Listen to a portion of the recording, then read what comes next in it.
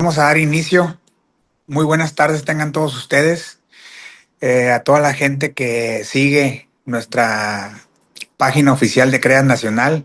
Muchas gracias por estar con nosotros.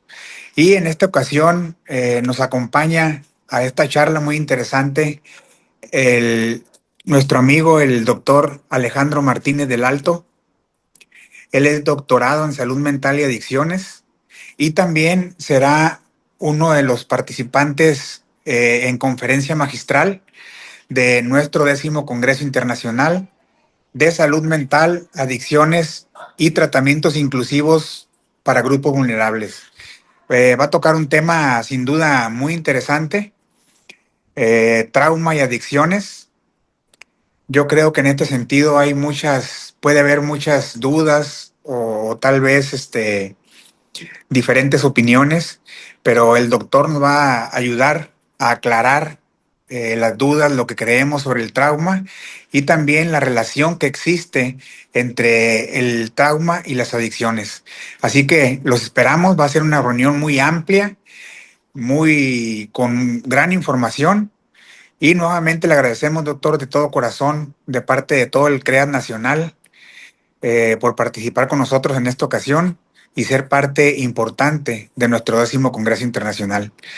Así que en el nombre de nuestro presidente nacional, compañero licenciado Roberto Ortiz Cervantes, le damos las gracias y la bienvenida, así como también le cedemos la palabra para entrar en materia del tema que va a desarrollar. Muchas gracias, doctor. Adelante. Muchas gracias, de verdad que es un honor estar con ustedes y compartirles este tema tan importante. Qué bueno que hayan tenido la visión de incluirla en el plan de este gran Congreso Internacional. Voy a permitirme poner una presentación, espero que la puedan ver y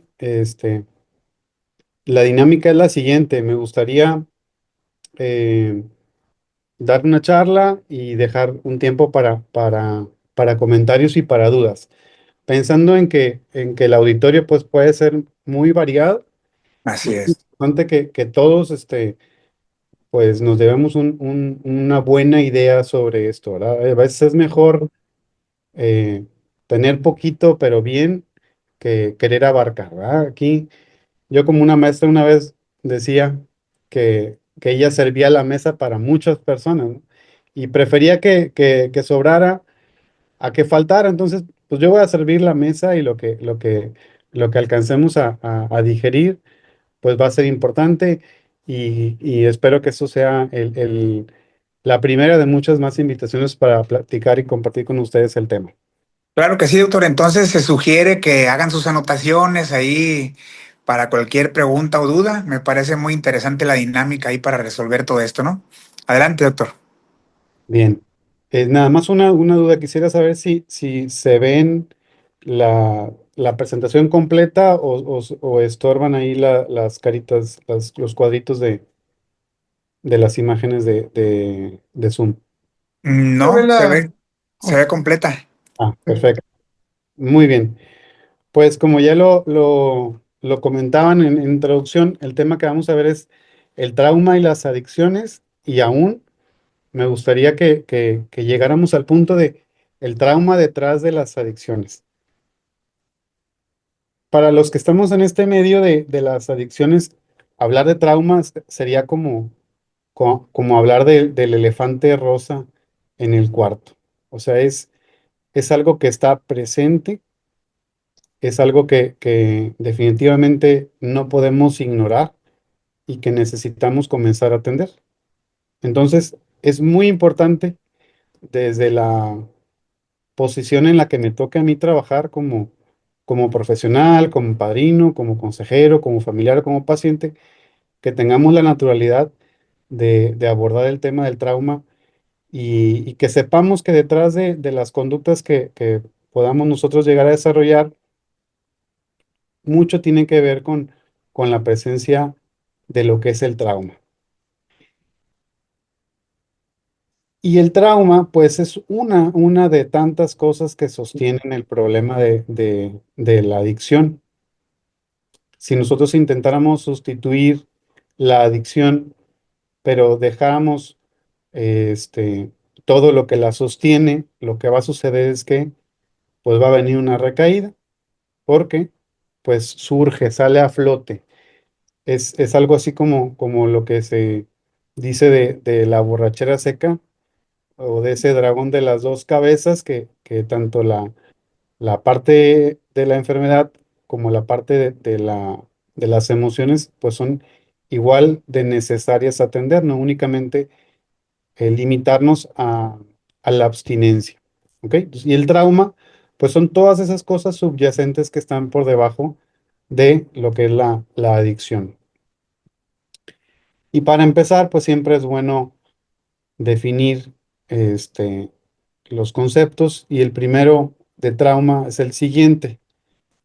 El trauma es lo que ocurre como resultado de un evento o circunstancia que genera un perjuicio en el bienestar físico, social, emocional o espiritual. Entonces, trauma es el resultado de algo que pasó. Trauma no es el evento. Trauma no es el abandono, la violación, el tiroteo, el rechazo. Trauma es lo que sucede a consecuencia de eso. ¿Ok? Por otro lado, el doctor Stephen Porges, que es el creador de la teoría polivagal, nos dice que el trauma es un estado de interrupción crónica en la conectividad.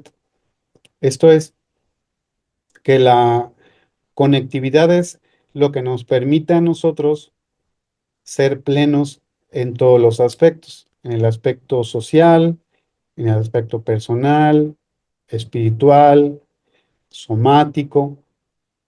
Cuando nosotros estamos en determinado momento, lo que suele surgir a consecuencia de eso es el migrar a respuestas de sobrevivencia, en donde lo último que está disponible es nuestra capacidad de ser auténticos y de poder desarrollarnos plenamente. Y cuando eso permanece a lo largo del tiempo, eso que al principio fue una forma emergente, temporal, de adaptarnos a la circunstancia traumática, se convierte ya en un trauma, en algo internalizado en el cuerpo, en las emociones, en la manera de pensar y de sentir. Y diría también la doctora Anabel González que es una respuesta ante situaciones amenazantes que no queda resuelto. Hay situaciones adversas que nos ocurren y cuando no logramos resolver, se quedan almacenadas en nuestro cuerpo y en nuestra vida cotidiana. Es decir, que lo que pasó antes sigue sucediendo para nosotros, para nuestro cuerpo o para nuestra mente. Trauma, un evento traumático no es algo que, vamos, no es el evento en sí, sino lo que sucede dentro de nosotros a nivel del sistema nervioso, a nivel de los órganos y de los pensamientos. Y para nuestro cuerpo o para nuestra mente podemos sentir que siguen ocurriendo esas pérdidas, esas situaciones adversas que, que ocurrieron. Nuestro cuerpo permanece en ese estado defensivo que en aquella ocasión pues sí era justificable el responder mediante lucha, huida o congelamiento. Pero más allá de eso, muchas veces solemos ir cargando con esas situaciones como si estuvieran ocurriendo en el presente. A eso le llama la doctora Anabel el trauma. Y como diría nuestro estimado doctor Gabor Maté, no es lo que te sucede, trauma no es lo que te sucede, sino lo que sucede dentro de ti como resultado de lo que te ocurrió. Trauma no es nuevamente el evento, sino lo que sucede dentro de nosotros. Por tanto, pudiéramos decir que trauma no es un evento, trauma es una experiencia subjetiva. Dos personas pueden estar presenciando el mismo evento traumático y una generar trauma y otra no generarlo. O a lo mejor una lo genera de una manera y la otra lo genera de otra manera. Entonces, trauma es una experiencia personal completamente subjetiva que lleva a las personas a actuar como si estuviera sucediendo una situación que ya ha dejado de pasar. ¿Y de qué va a depender? ¿Cuáles van a ser los factores que nos van a determinar cuál va a ser el pronóstico? En primer lugar, lo que tiene que ver con sus detonantes, es decir, los disparadores, la naturaleza del evento. Definitivamente no es lo mismo trauma porque se me cayó el celular y se me quebró la pantalla a tener una pérdida mayor. Lógicamente, en la medida en que la pérdida sea significativa, pues más nos va a generar un dolor. Ahí podemos encontrar una primera diferencia. No es lo mismo algo que ocurrió en una sola ocasión a algo que ha sucedido de manera repetida. Y eso suele ser mucho más traumatizante, porque pudiéramos pensar que hay algunos traumas que por sí mismos son más traumatizantes que otros. Pero muchas veces lo que se le dice como trauma de pequeña, esos pequeños invalidaciones que podemos llegar a sufrir, descalificativos, eh, que no es un evento así muy catastrófico, rimbombante, explosivo y todo, pero que puede generar un daño mucho mayor. Entonces, habría que ver cómo es que se da, qué fenómeno es, por cuánto tiempo se presenta. Por otro lado, lo que tiene que ver con las características individuales. Nuestra manera de ser, nuestra manera de pensar, el estado en que nos encontramos, la vulnerabilidad que podemos llegar a sentir, física, psicológica, social, económica. Hay una serie de factores personales que van a determinar si esa misma situación nos puede llegar a afectar más o menos. Entonces, depende mucho de la percepción o de la neurocepción individual que cada uno tenga del peligro. Pueden estar sucediendo cosas terribles allá afuera, pero si mi manera de pensar, mi manera de responder o los recursos individuales que tengo son lo suficientemente poderosos, puede que el trauma pues salga pronto de él. Y por último, y no menos importante, lo que tiene que ver con los factores ambientales. No hay nada más complejo que una persona que ha sufrido un evento adverso y que se le ha dejado solo.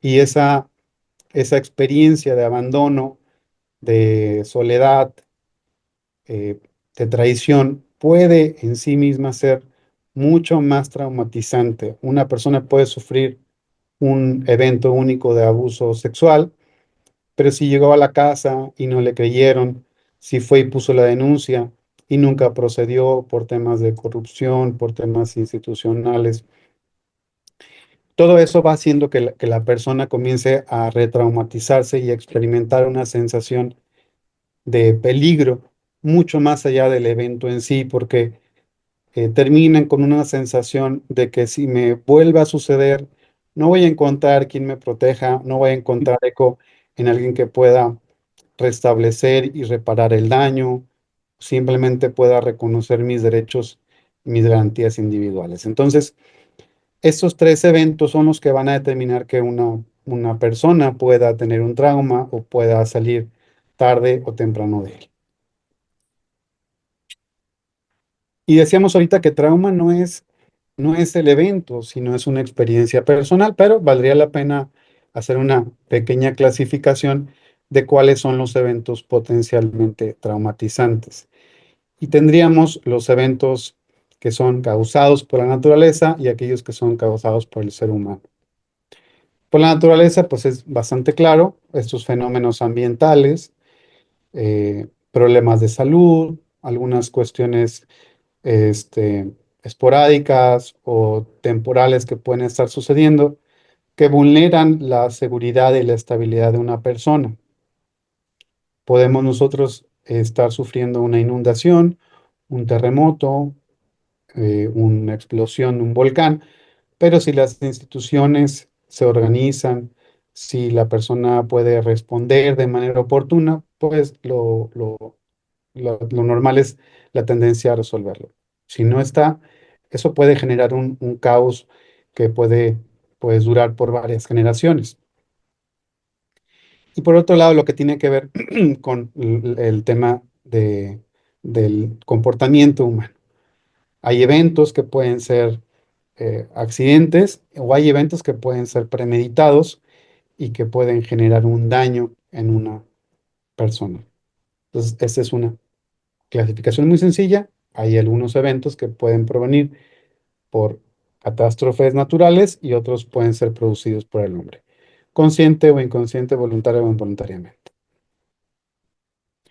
En cuanto a los tipos de trauma, esos son los principales traumas que adopta la psicotraumatología, aunque habría que decir que en el DSM-5, que es el Manual Diagnóstico y Estadístico de Trastornos Mentales de la Psiquiatría y la Psicología, pues no están todos estos reconocidos.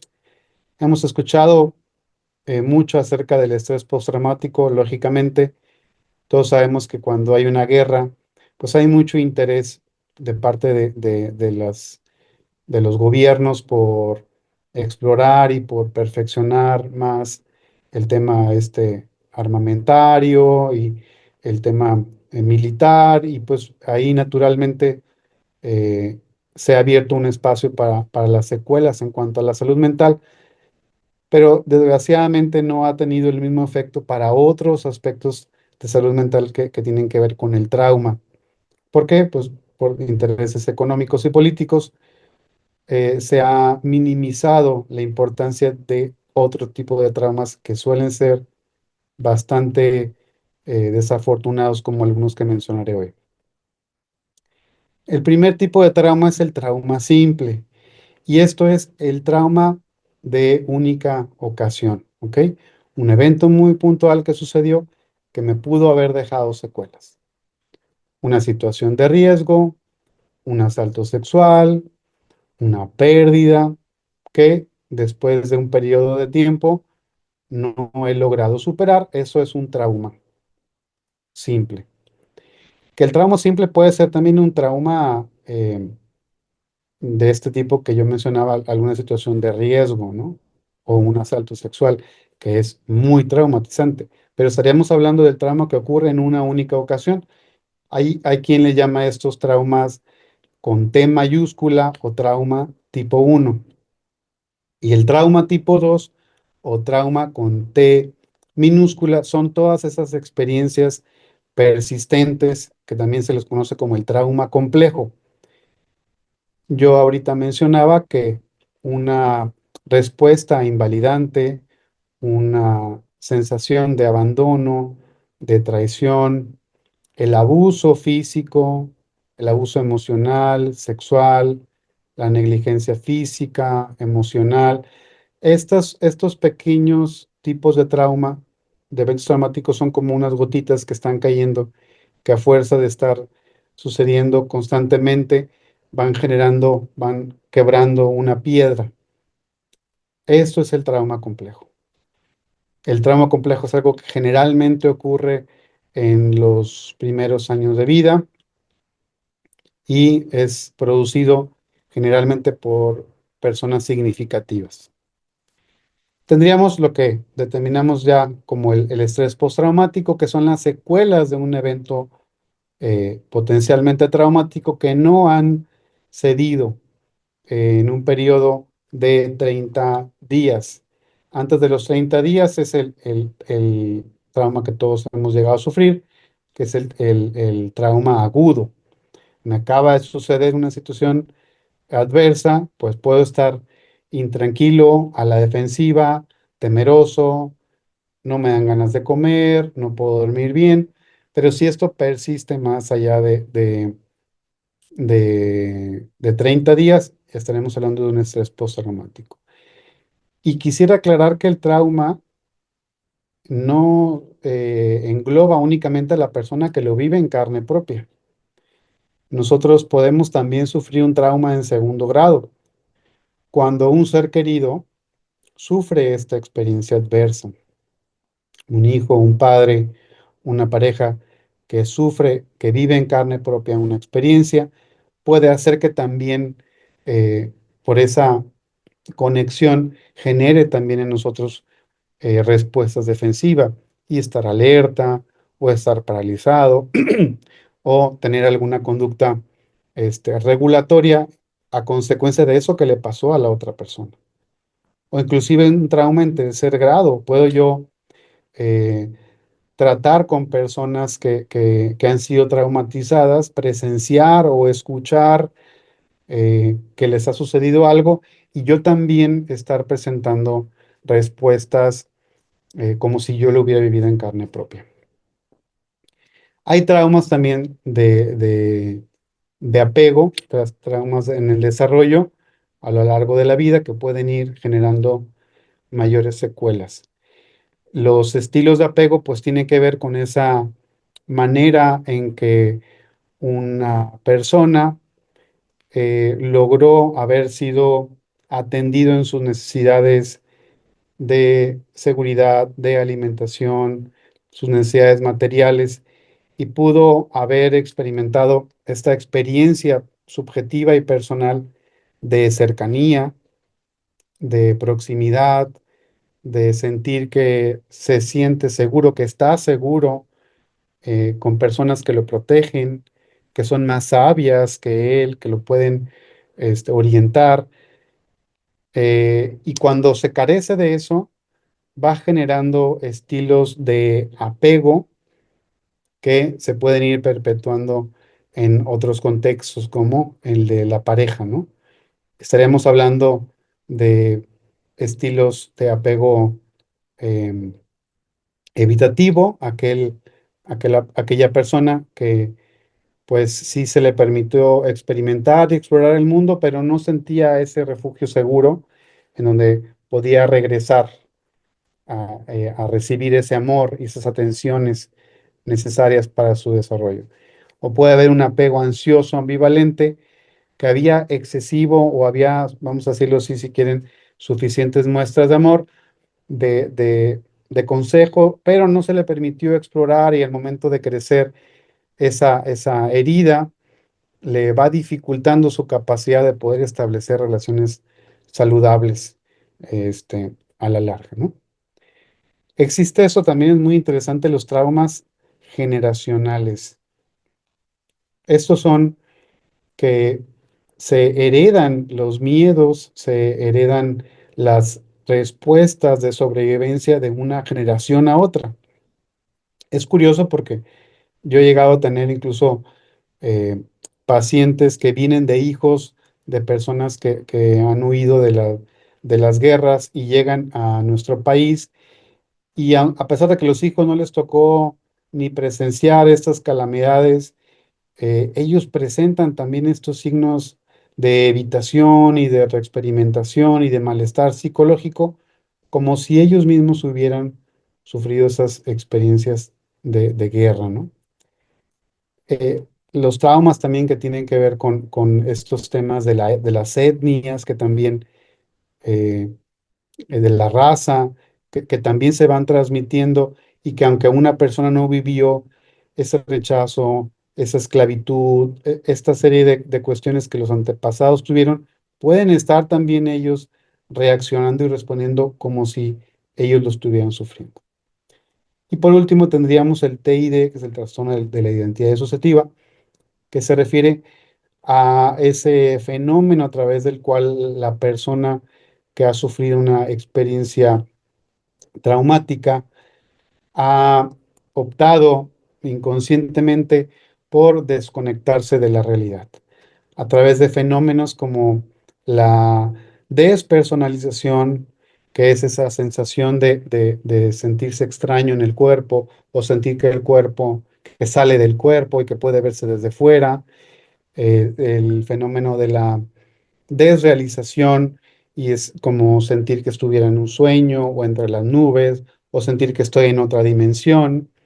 Y por último, el de la amnesia, ¿no? Estos periodos prolongados en donde la persona de repente se descubre y no sabe cómo llegó a un lugar o tiene objetos que no corresponden, que no recuerda cómo llegaron ahí. Pues son estos lapsus mentales a través de los cuales la misma mente se protege de un evento que es inseguro o es amenazante para él. ¿Ok? Esos son los principales tipos de trauma con los que tendríamos.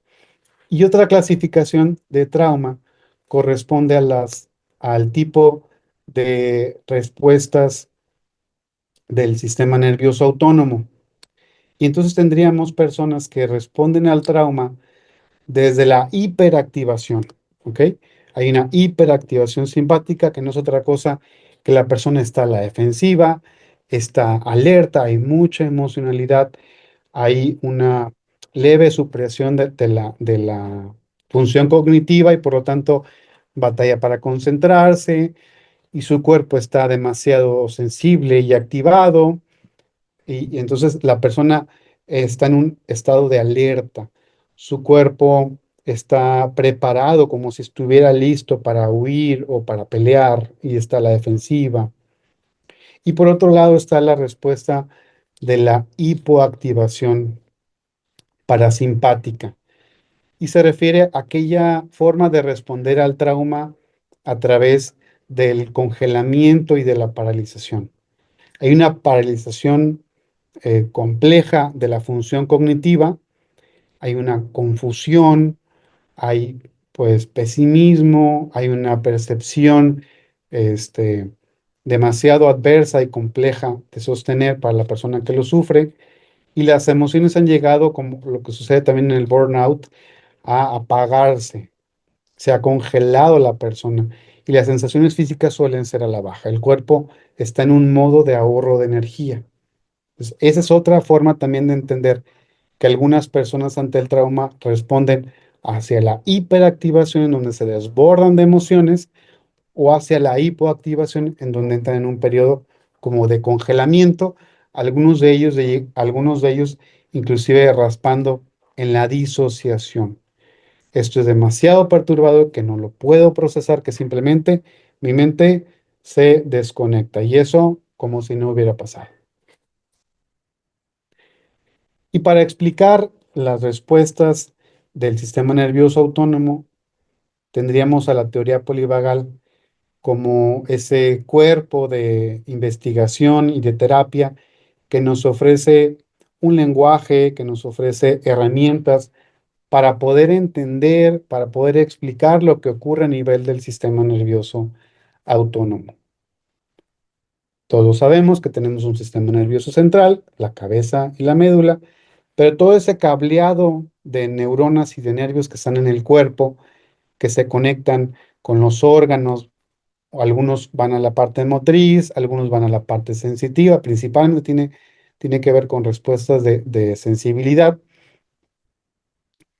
que hacen que el corazón lata con determinada frecuencia, que los pulmones también ventilen de determinada manera, que la digestión se haga o no se haga de determinada manera, pues todo eso funciona de manera automática. Y lo que va a hacer ese cambio entre estado u otro es justamente el sistema nervioso autónomo. Y la teoría polivagal, a través del doctor Stephen Porges, nos enseña, nos ayuda a comprender, a explicar y más allá, a encontrar la manera de intervenir de manera oportuna en lo que sucede a nivel del sistema nervioso autónomo. La teoría polivagal es una ciencia que explica cómo respondemos frente a la seguridad y a la amenaza, poniendo atención a las respuestas subyacentes. Transforma la narrativa humana del tipo documental que se enfoca en eventos hacia la búsqueda pragmática de la seguridad. No nos vamos a quedar únicamente con conocer las experiencias adversas de la infancia o en la adultez, sino que vamos a prestar atención a las respuestas fisiológicas, a cómo responde la persona. Ahorita lo vamos a ver un poco más a detalle. Y algo que también nos aporta la teoría polivagal es que nos enseña un lenguaje sencillo para la comprensión de esas respuestas espontáneas que tenemos a través de la cual nosotros podemos alcanzar la sobrevivencia o llegar a un estado de conexión que nos permita alcanzar la salud, el crecimiento y la restauración. Y por último, ubica, y esto es importante, al estado fisiológico, es decir, a lo que ocurre en la fisiología, como un punto intermedio entre lo que tradicionalmente se nos enseña en psicología y en psiquiatría, ante ese binomio de estímulo y respuesta. En medio del estímulo y respuesta está el estado fisiológico. Y ahorita vamos a ver por qué. En paréntesis, este es un estudio en donde agarraron a un grupo de terapeutas y se encontró que aquellos terapeutas que conocían y aplicaban estos principios de polivagal tenían mayor tasa de éxito y los pacientes se mantenían por más tiempo en terapia. Entonces, aquellos que manejaban en su vocabulario esto que hemos hablado del sistema nervioso, de las respuestas de sobrevivencia y que explican y que entienden y que intervienen en esas respuestas, suelen tener mejores resultados con sus pacientes. Y aquí está esto que les explicaba yo sobre cómo la comprensión del sistema nervioso es la clave para poder ser más eficaces en las intervenciones. Pudiéramos tener la tentación de pensar que de manera automática el haber sufrido una experiencia adversa fue la que desencadenó en un trastorno mental como depresión, ansiedad o estrés postraumático. Es un estudio que se hizo del COVID, donde se investigó depresión, ansiedad y el miedo al COVID. Y ahí en esa gráfica muy interesante podemos ver, es una gráfica en donde muestra el grado de correlación. La correlación es la capacidad en que dos variables se relacionan entre sí de manera recíproca. Por ejemplo, la clásica. Podemos encontrar que existe una relación fuerte y directamente proporcional entre el peso y el índice de glucosa. Es decir, que entre más pese la persona, es más probable que su índice de glucosa sea más elevado. Es una relación directamente proporcional. Si fuera exacta esa relación, estaríamos hablando que estaríamos acercándonos al punto 99. Y entre más alejados estemos del punto 99, más imperfecta es esa correlación. Pues en este estudio, el doctor Porges demostró que la correlación que existe entre haber sufrido una experiencia traumática y haber desencadenado un trastorno mental es muy baja en sí misma, pero hay una relación de moderada a alta entre haber sufrido un desajuste a nivel del sistema nervioso autónomo, presentar lo que él determinó como la reactividad autonómica. Si yo sufrí una experiencia traumática y mi cuerpo reaccionó, sobre reaccionó de manera automática, es mucho más probable que yo desarrolle un trauma. Es decir, está demostrado que haber sufrido una experiencia traumática no me desarrolla trauma. Lo que lo puede predecir de mejor manera es que al haber sufrido la experiencia, mi cuerpo reaccionó. Mi cuerpo se puso en un modo de sobrevivencia. Y esto nos llevaría a poder entender lo que ahorita explicábamos, que sería muy fácil decir únicamente estímulo-respuesta. ¿Ok? Sufrí abandono, entonces mi respuesta en automático va a ser maltratar, va a ser abandonar, va a ser delinquir o va a ser estar clavado con una sustancia. No. La realidad es que lo que suceda a nivel del sistema nervioso es lo que va a determinar si elegimos uno de estos tres caminos. Si nuestro sistema nervioso se siente seguro, yo puedo estar escuchando detonaciones, pero si yo me siento seguro, voy a poder mantener cierto grado de paz o puedo recuperarme más fácil. Como este ejemplo, ¿no? De la película de La vida es bella, que se enmarca en el tema de la guerra mundial, en donde el papá le crea una narrativa al niño como para blindar y para proteger su sentido de seguridad. El niño ve que el papá es feliz o ve que el papá es estable y el niño se puede regular. Es un fenómeno de corregulación. Entonces, yo puedo estar sufriendo una experiencia adversa, pero si mi sensación de seguridad la mantengo más o menos equilibrada, yo puedo conectar. Y conectar significa que puedo ser genuino, que puedo pensar con claridad, que puedo socializar, que puedo producir, etcétera. Pero si mi cuerpo ante determinada situación de riesgo se sienta en peligro, entonces va a activar en mí respuestas de lucha y de huida. Es decir, que va a preparar a mi cuerpo para responder mediante el movimiento, mediante hacer. Y para poder lograrlo, necesito que mi cuerpo esté preparado para pelear o para huir. Y en los contextos en donde siento que mi vida está en peligro, entonces voy a desplegar respuestas de inmovilización que van desde quedarme paralizado, de quedarme desconectado como el colapso, la desconexión, el desmayo o la súplica, porque ser complaciente, ser adulador es una manera de no luchar, de no huir, pero mantenerme paralizado, mantenerme inmóvil. Ese es un tema bastante interesante. Eso es un poquito de historia. Les decía que el doctor Porges eh, es el creador de la teoría polivagal. Él comienza a abordar esos temas de los años 60 y en los 90, a mediados, publica este artículo que se llama Orientarse en un mundo defensivo, en donde explica, porque él, no les comenté aquí, pero él comenzaba a estudiar la variabilidad cardíaca en neonatos. Le interesaba saber por qué unos bebés morían prematuramente y por qué otros no. Y encontró que lo que hacía esa variabilidad del corazón era la presencia de un nervio, que era el nervio vago, que lo comenzó a rastrear y lo encontró en especies que están desde hace 500 millones de años.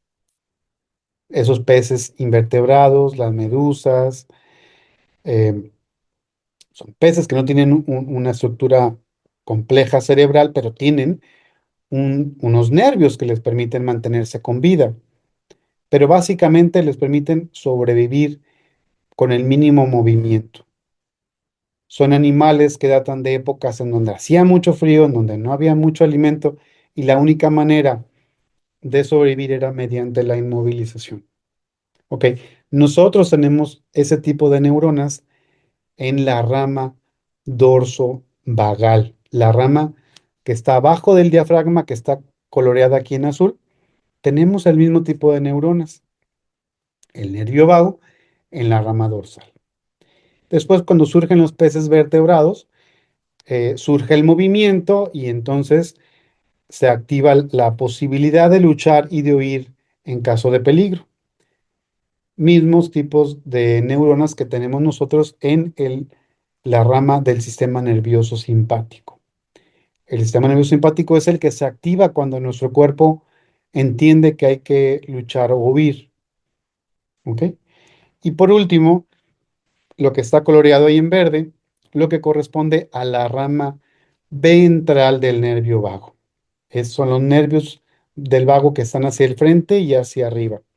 Estos nervios surgieron desde hace 200 millones de años, cuando los mamíferos aprendieron que era más probable sobrevivir mediante la conexión a simplemente pelear.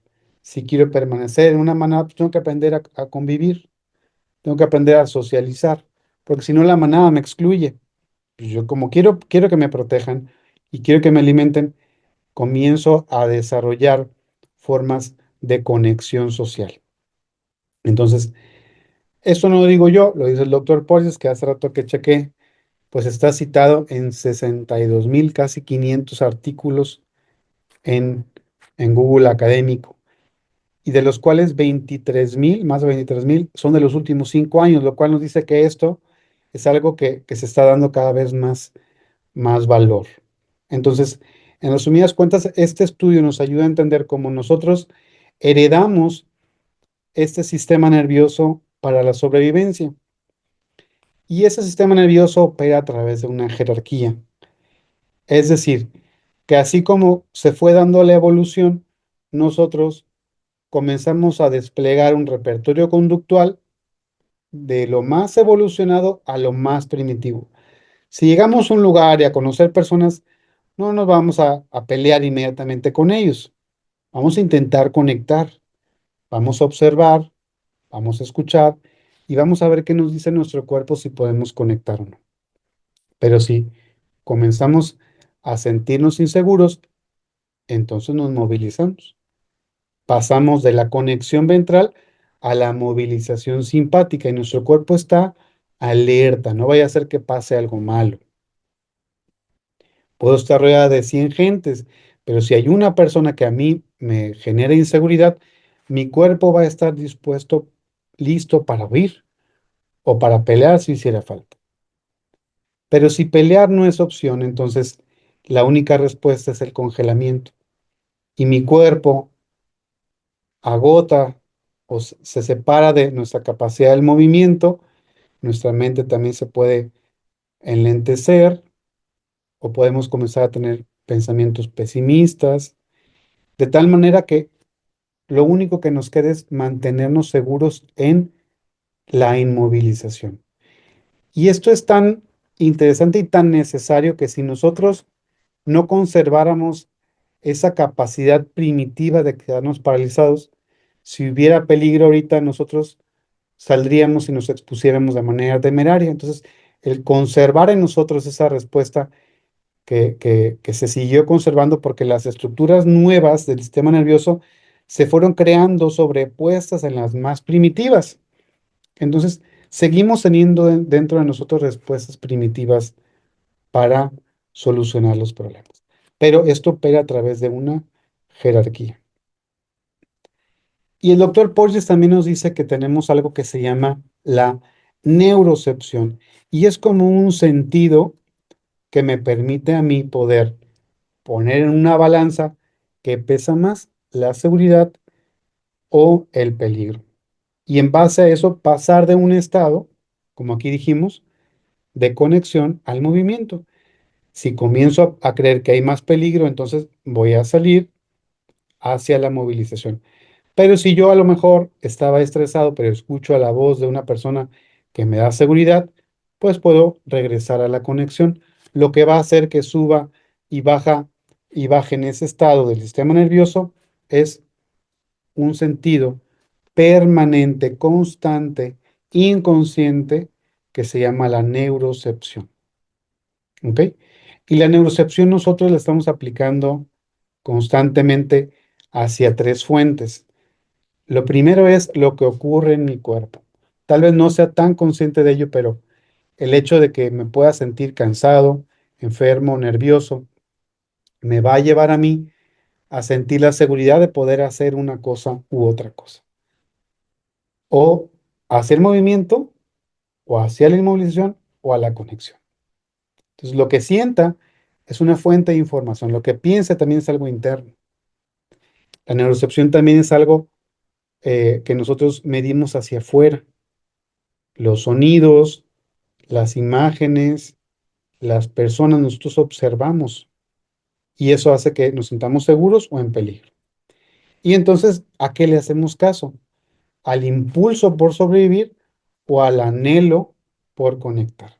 Eso lo va a determinar la neurocepción. Entonces tendríamos este algoritmo. Si nuestro sistema nervioso percibe seguridad, vamos a conectar. Si nuestro sistema nervioso percibe peligro, entonces vamos a movernos, luchando, huyendo o llorando.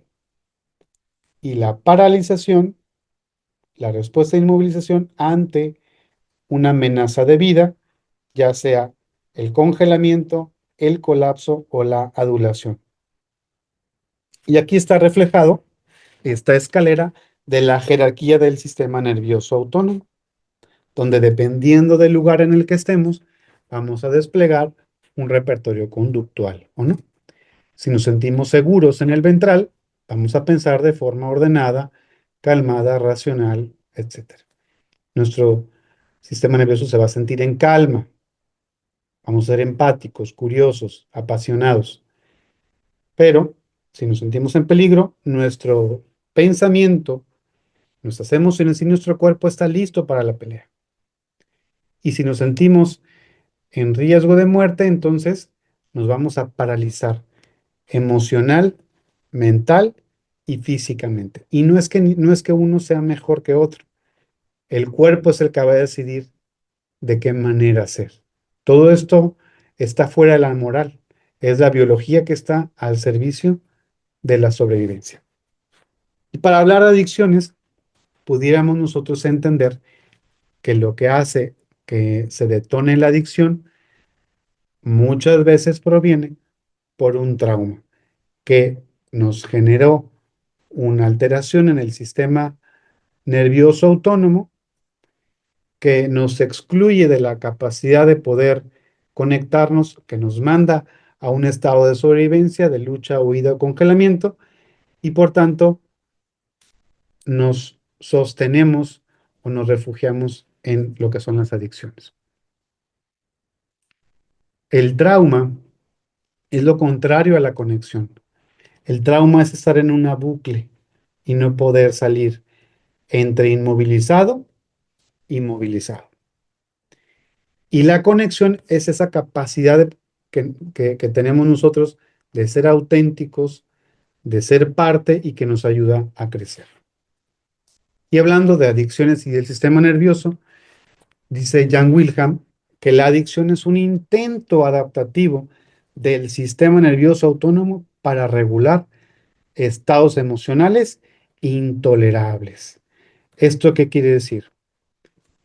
Que la adicción, ya sea alguna sustancia, una conducta o una relación, es una manera en que el sistema nervioso busca alivio a algo que es doloroso, algo que es difícil de sostener y por tanto lo encapsulamos en una adicción.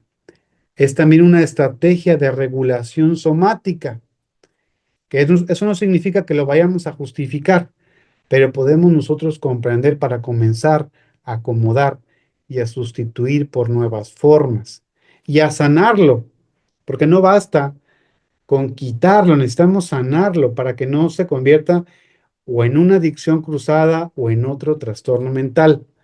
Pero sí es importante entender que en muchos de los casos las personas usuarias o con una adicción suelen recurrir a ella como una manera somática de regular un sufrimiento interno.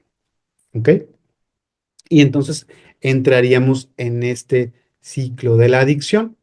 Hay un dolor intenso que no puedo sostener, que me genera malestar emocional, el trauma, que activa en mí respuestas de lucha y huida o de colapso. Entonces, como es una sensación que no puedo sostener, lo neurocepto como una amenaza externa o interna. Yo siento que me voy a morir si no consumo y por lo tanto me viene el impulso. Y a través del impulso viene ese chute de neurotransmisores como una manera emergente y muy temporal, pero que ha sido lo suficientemente eficaz como para instalarse como un remedio y de tal manera que se presenta la recaída o la conducta adictiva. Y lo peor de todo es que ese ciclo termina en un rebote fisiológico o emocional que buscamos muchas veces curarlo con más consumo o con más adicción. Entonces, la adicción también puede ser vista como una forma, ese ciclo en que el cuerpo entra en una crisis y que busca ser atendido, pero busca neutralizar un dolor fisiológico a través de una compulsión. ¿Ok? Y básicamente sería como decir que la adicción es estar atorado entre estos dos lugares. Estoy atorado entre el impulso por sostener o por neutralizar el dolor, lo que me lleva a la compulsión, y al mismo tiempo inmovilizado porque no puedo salir de esa bucle. Entonces estoy atorado, como en una lucha entre la parte de mí que activa el simpático y la parte parasimpática que me mantiene preso. Entonces, ese es el ciclo autonómico de la adicción, estar atrapado entre mi energía compulsiva por hacer algo, porque tengo un sufrimiento interno o externo que busco compensarlo con una adicción, pero que al mismo tiempo no me permite salir de ella.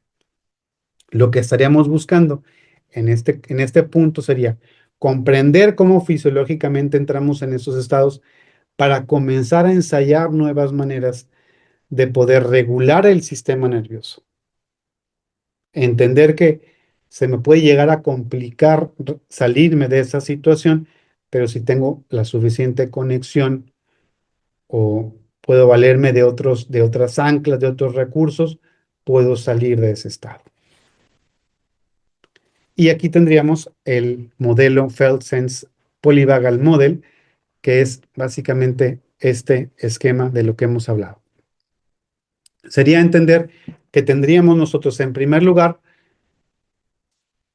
nuestra fuerza para inmovilizarnos y nuestra fuerza para movernos, que cuando confluyen y nos atrapan, nos llevan a esa bucle que tenemos arriba, dice trauma feedback, no alcanzó a ver, pero dice adicción. La adicción es justamente estar rebotando entre mi fuerza de movilización y mi fuerza de inmovilización. Es estar luchando entre un volcán que estalla y un témpano de hielo. Esa es la adicción. Pero tendríamos también ese estado principal del ventral, que es la conexión. La conexión la podemos nosotros llegar a combinar con el movimiento.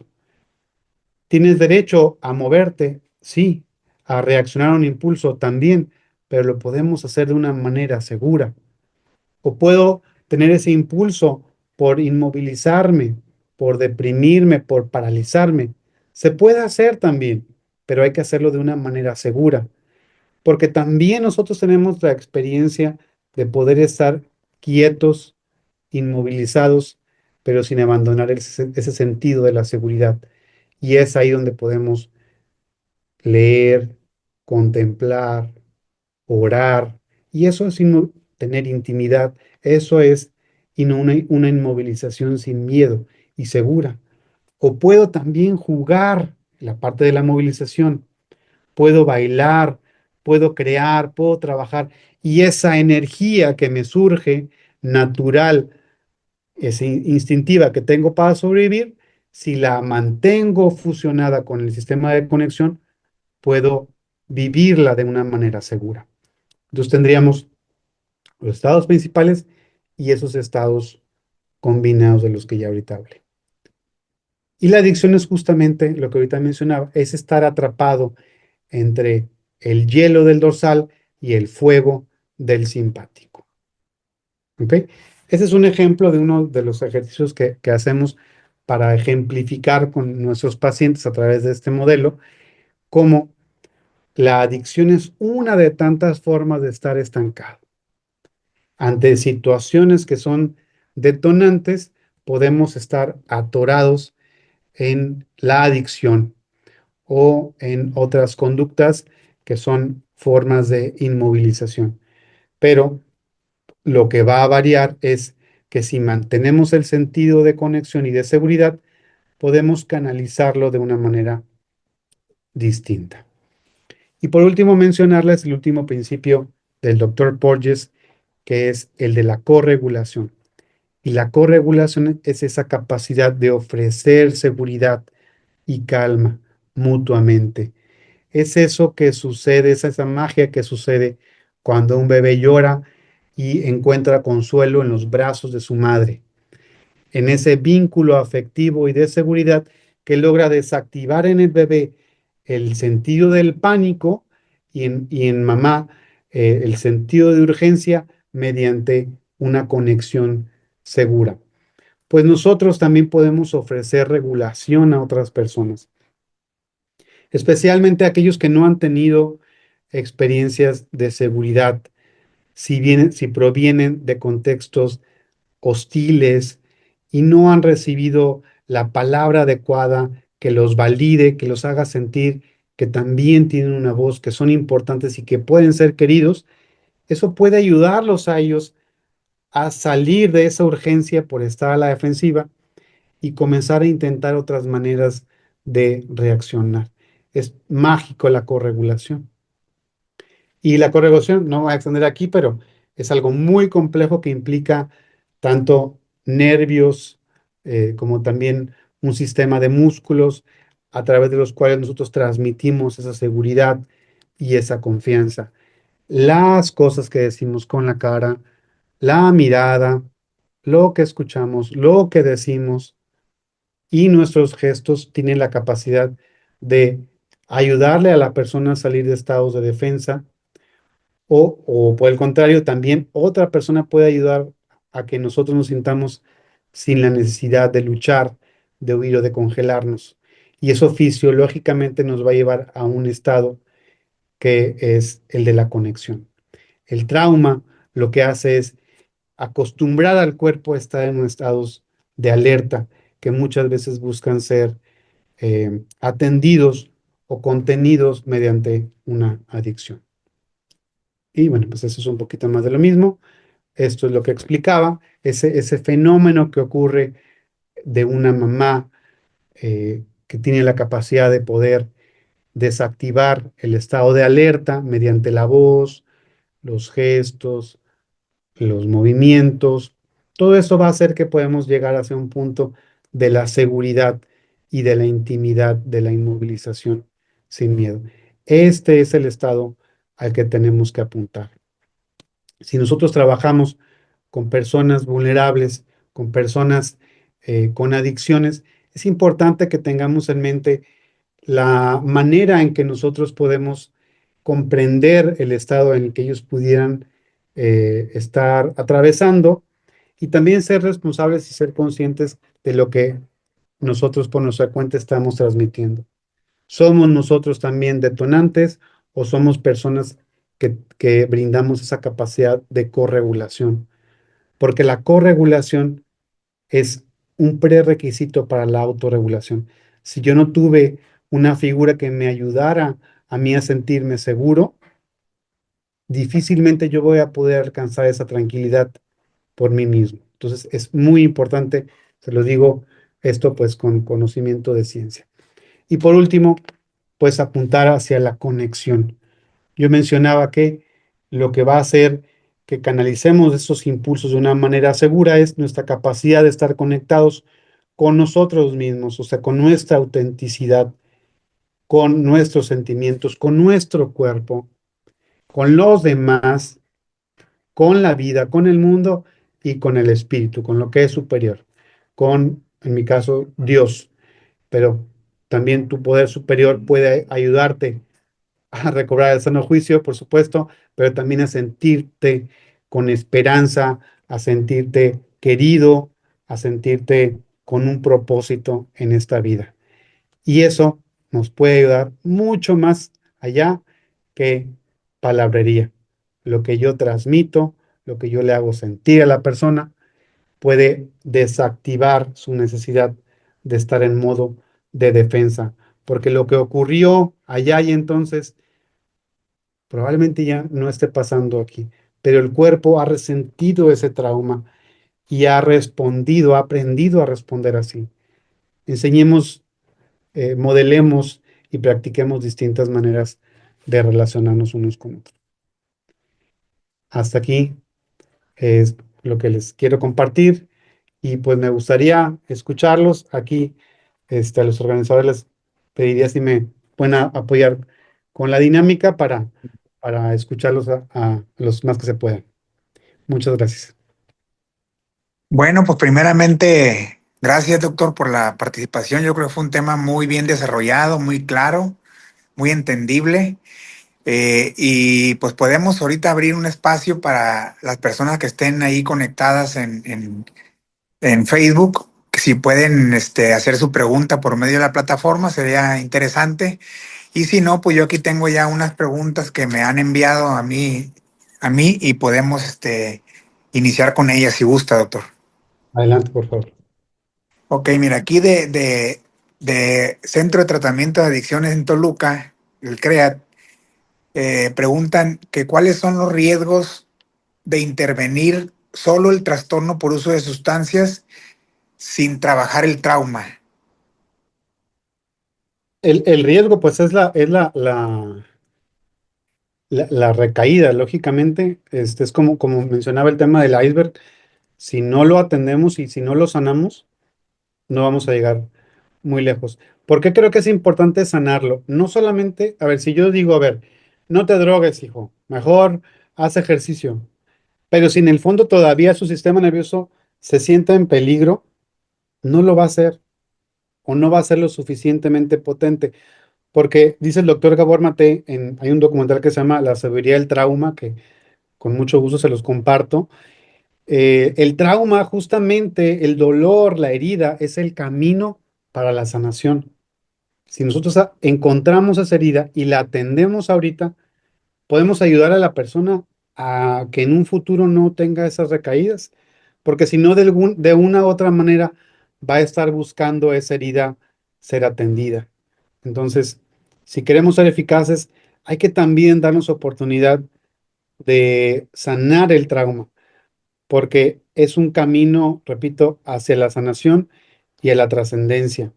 Qué bonito que el que nosotros podamos ver con otros ojos como la experiencia, ¿no? Que se hizo en el grupo, que la adicción es tu mayor regalo. Estoy totalmente de acuerdo, porque la adicción te acercó a la vulnerabilidad que no te habías permitido descubrir. Si tú la descubres y tú la atiendes y sanas al niño interior, te vas a dar cuenta que el mundo se ve de una manera distinta. Y por eso es la parte mágica de cómo programa y la salud mental se pueden unir si atienden oportunamente el trauma. Así es, y yo creo que muchas personas eh, traemos temas, situaciones arrastrando desde la infancia, ¿no? Y en ocasiones no nos damos cuenta hasta que nos pasan situaciones de estrés, ya muy ansiedad, todo ese tipo de cosas que pueden detonarlo también, ¿verdad? Sí, el estrés es ese estado de lucha y de huida.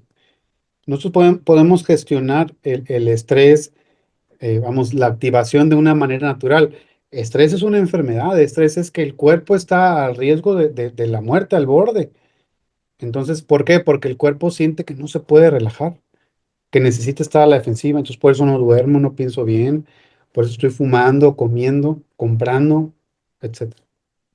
Sí, sí, entonces se abre una área de oportunidad aquí para los establecimientos, principalmente para poder tener atención en estos temas, ¿no? Porque muchas veces nada más se pueden enfocar en las experiencias que se comentan ahí, pero muchas veces hay cosas que no nos atrevemos a decir, desde como cuando estamos niños, por ejemplo, que un estás tonto, no sirves para nada, eh, tu hermano es mejor que tú, cositas así, desde ahí pueden hacer esa situación del trauma, por lo que entiendo.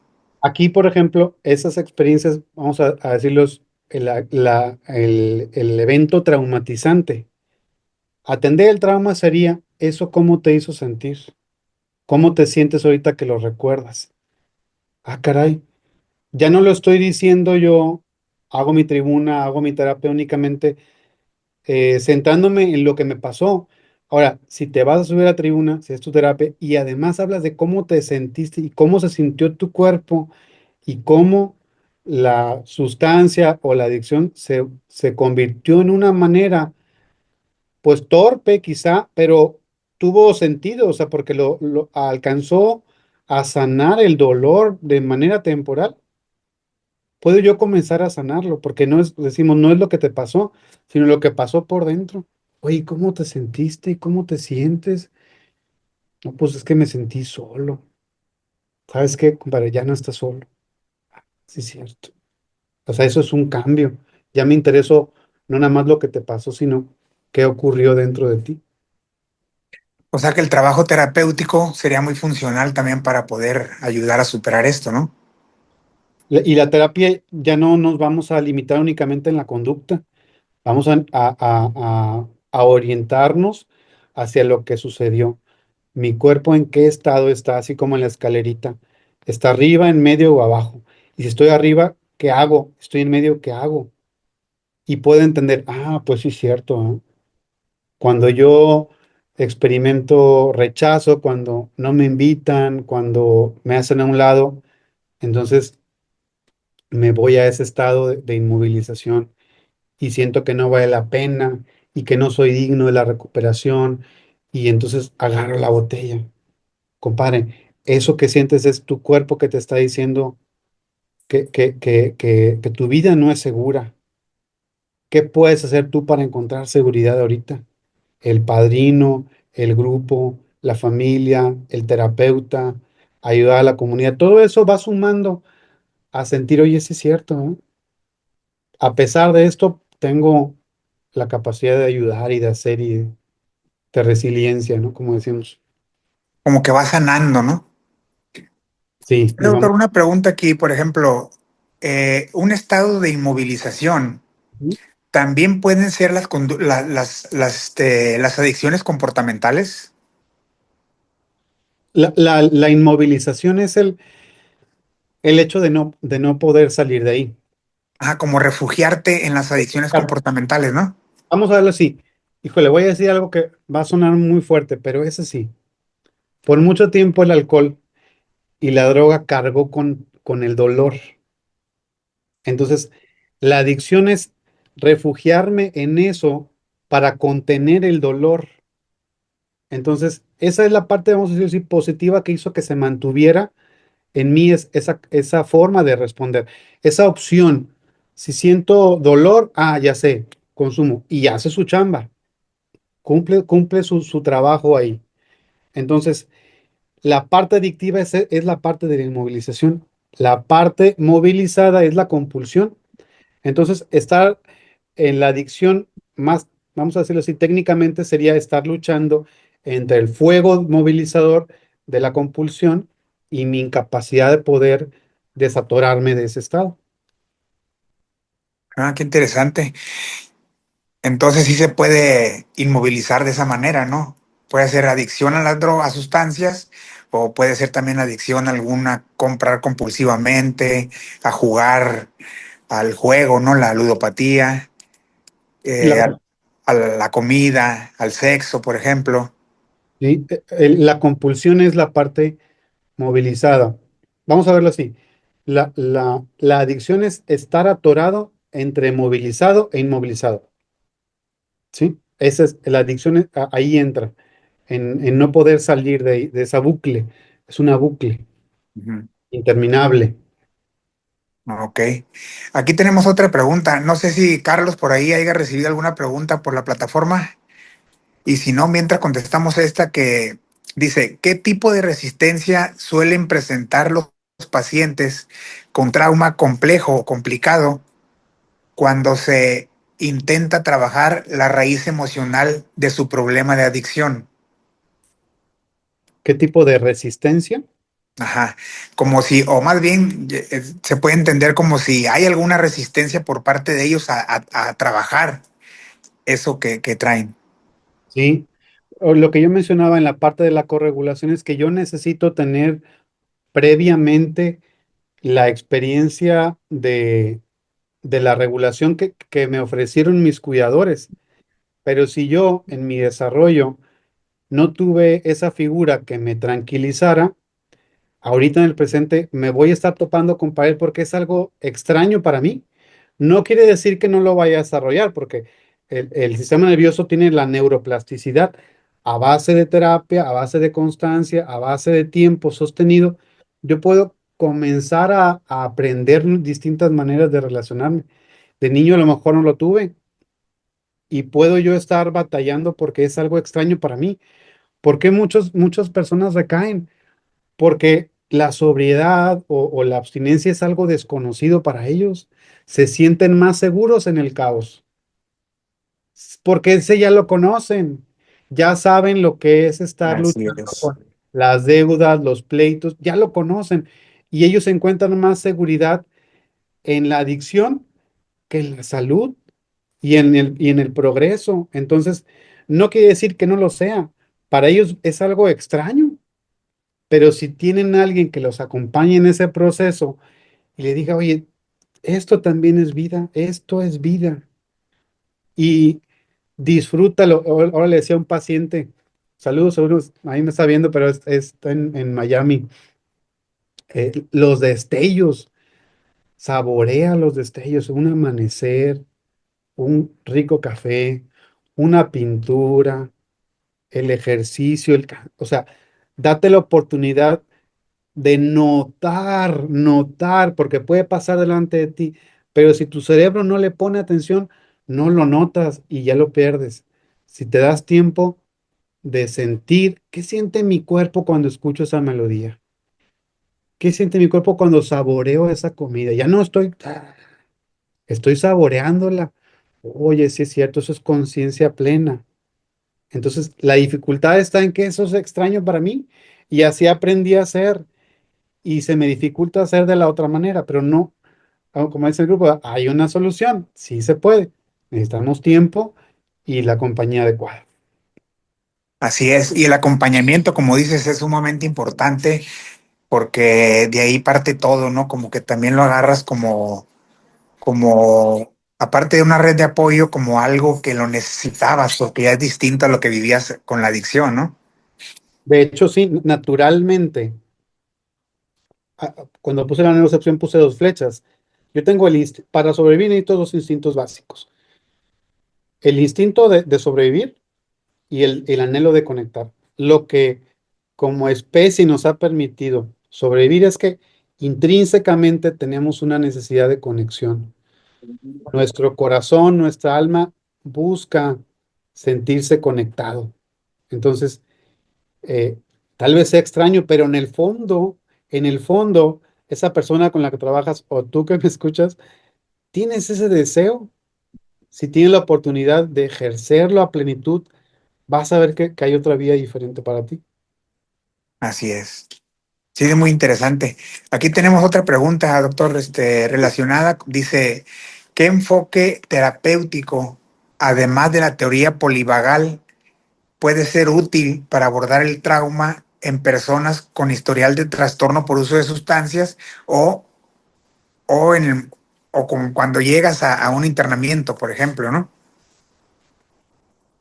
Lo ideal es que independientemente del modelo terapéutico exista una formación en trauma. O sea, que la persona, si sea un enfoque cognitivo-conductual, si es de un enfoque humanista, o si es el grupo de autoayuda, o si son terapias especializadas como el MDR, como el DBR, como la DBT, como el Compassion Inquiry de Gabor Maté, eh, hay como el Somatic Experiencing de Pat Ogden y Peter Levine, el TIDS de Terina Fisher. Hay varios terapeutas que han agarrado su enfoque y su modelo y es muy respetable. Siempre y cuando estén informados en esto, dale, ¿verdad? Ahora sí que esa es la formación que ellos tienen, pero yo sí sugiero que todos, profesional o el grupo, sepan estos temas, ¿verdad? Qué bueno que se prendió el foco de incluirnos ahí en el programa porque deseamos que existan más grupos que estén informados en esto. Sí, sí, sí. Y lo decías hace un momento algo muy importante, ¿no? Con conocimiento de ciencia, ¿no? Exacto. Eso es muy importante, la verdad. Entonces podría funcionar, digámoslo, la terapia cognitivo-conductual con conocimiento de ciencia en Con trauma, ¿no? conocimiento de trauma, ajá, informado en trauma. Sí, sí, sí, sí, sí está. Ok. Muchas gracias. Tenemos aquí otra pregunta. Dice, ¿podría compartirnos una estrategia específica de intervención que haya demostrado ser eficaz para trabajar el trauma durante el tratamiento de adicciones? Sí, sí, sí, por supuesto. Digo, no puedo hacer una demostración aquí por cuestión de tiempo y por derechos de autor, ¿verdad? Pero yo trabajo un enfoque que se llama EMDR, que es un enfoque que EMDR. MDR, E de Eyes, M de Movement, D de Sensitization y R de Reprocessing.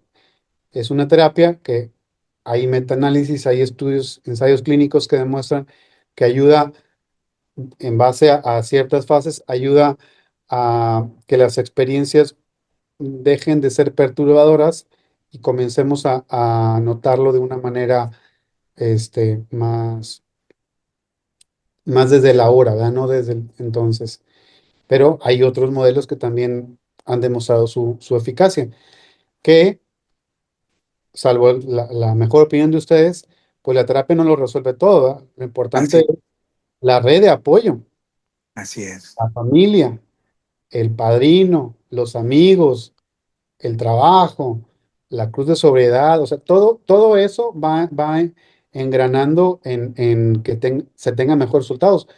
Puede venir la terapia con el mejor terapeuta del mundo que he tenido pacientes que han estado con de los mejores aquí en Latinoamérica y han batallado y ellos no dudo que lo hayan hecho perfectamente y técnicamente muy bien, pero si la familia, si el contexto no nutre lo suficientemente, los resultados pues no dependen únicamente de la terapia.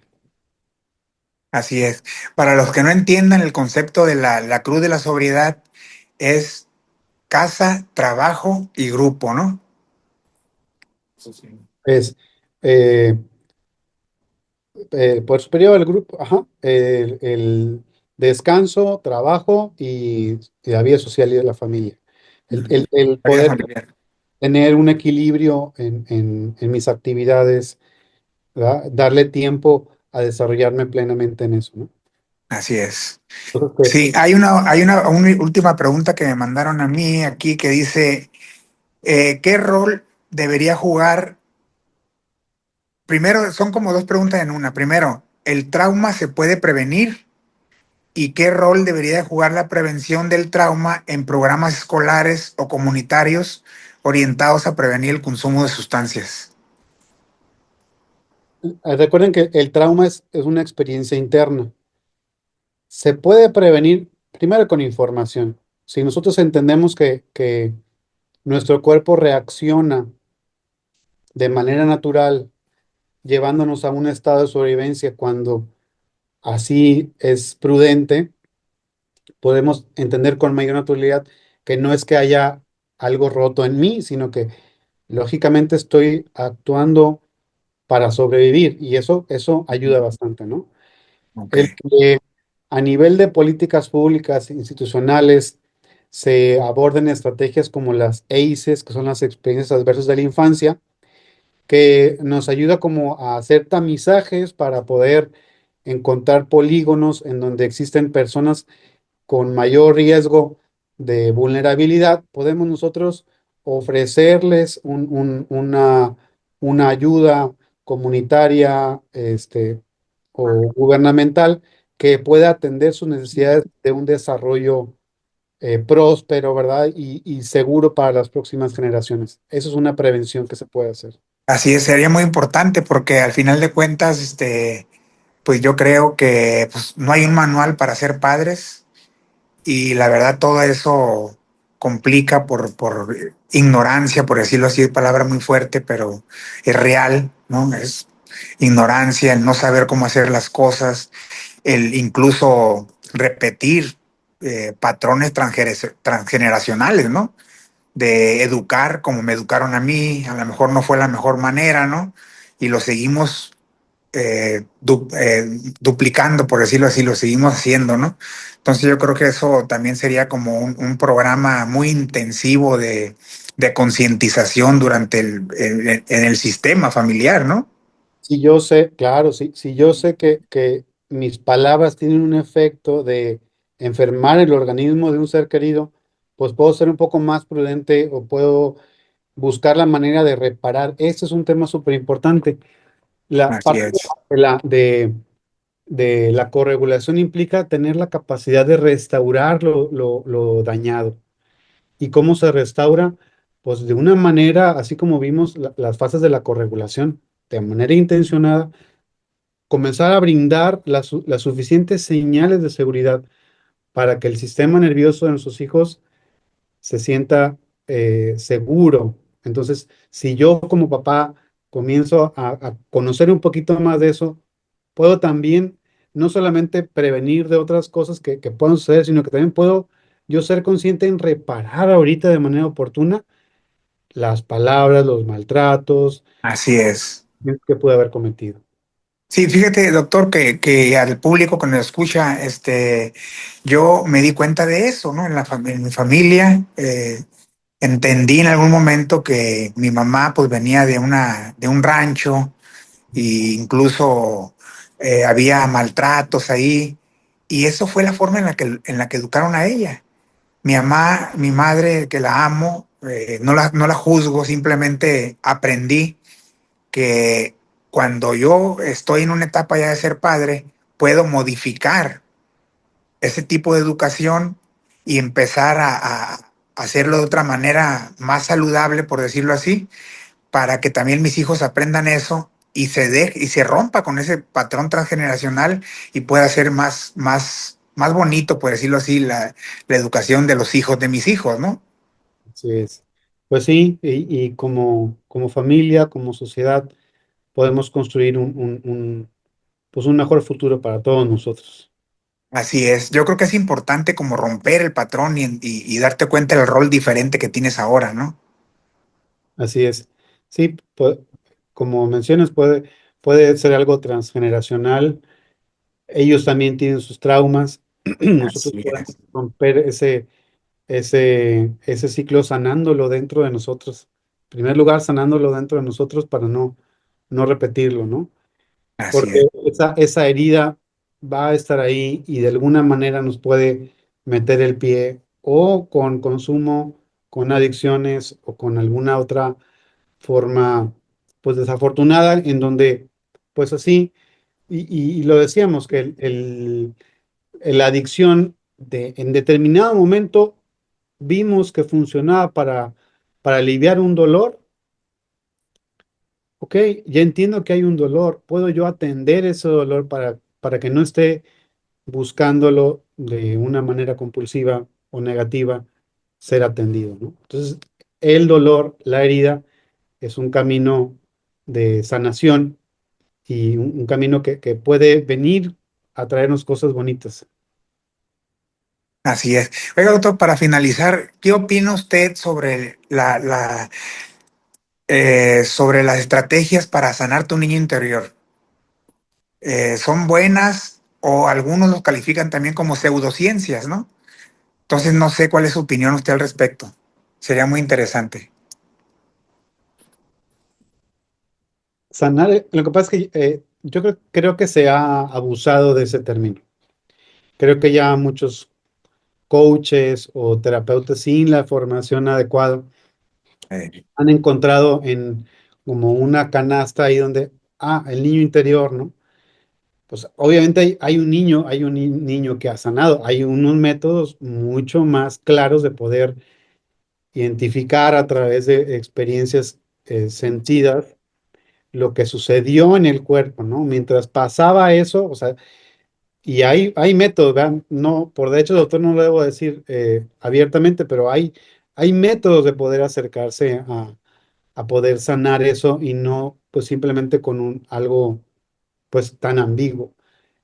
Hay un buen propósito en ese, yo creo que se ha abusado de eso y creo que hay cosas mejores. ¿A alguno le puede funcionar?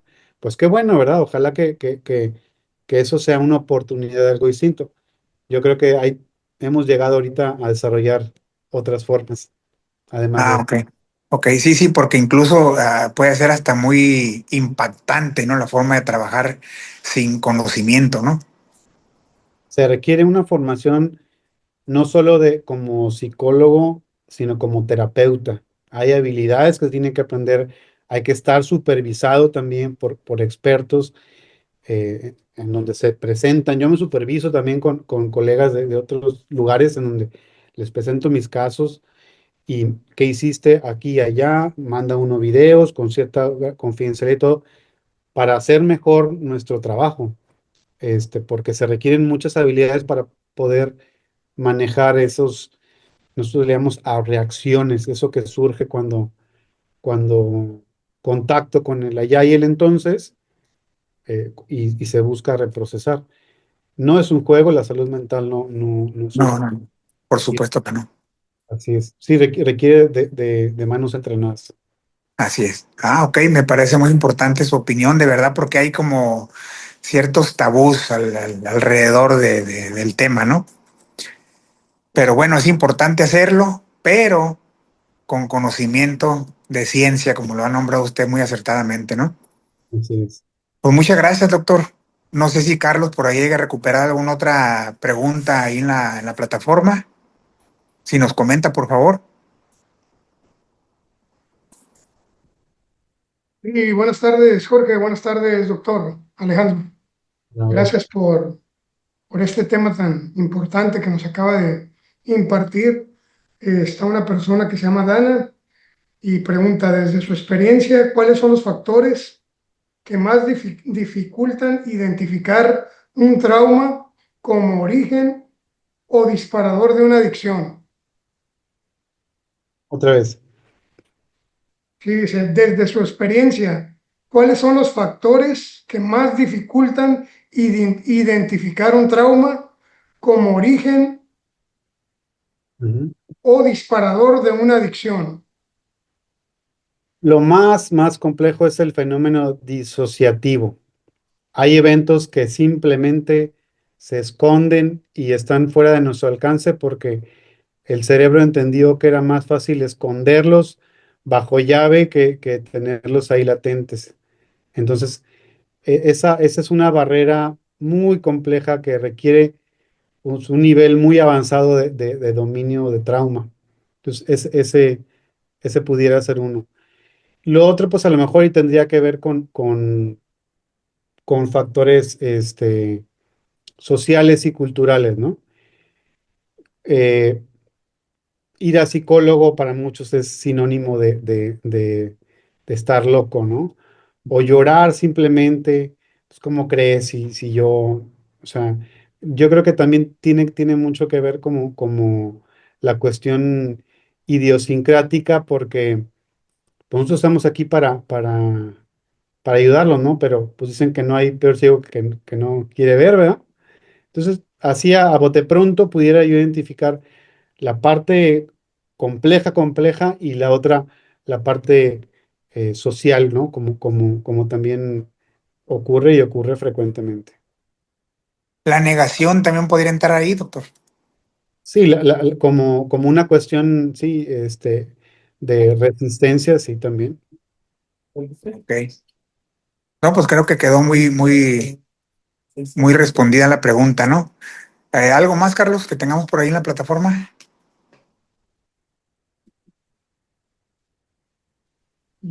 Víctor Manuel Vázquez pregunta, ¿cuál de los traumas es el más común o con mayor índice? Voy. El más común, estadísticamente es el, el abuso emocional. Y peor tantito, es el más difícil de sanar. Pudiéramos pensar que algo como un abuso sexual puede ser algo muy traumatizante, no necesariamente.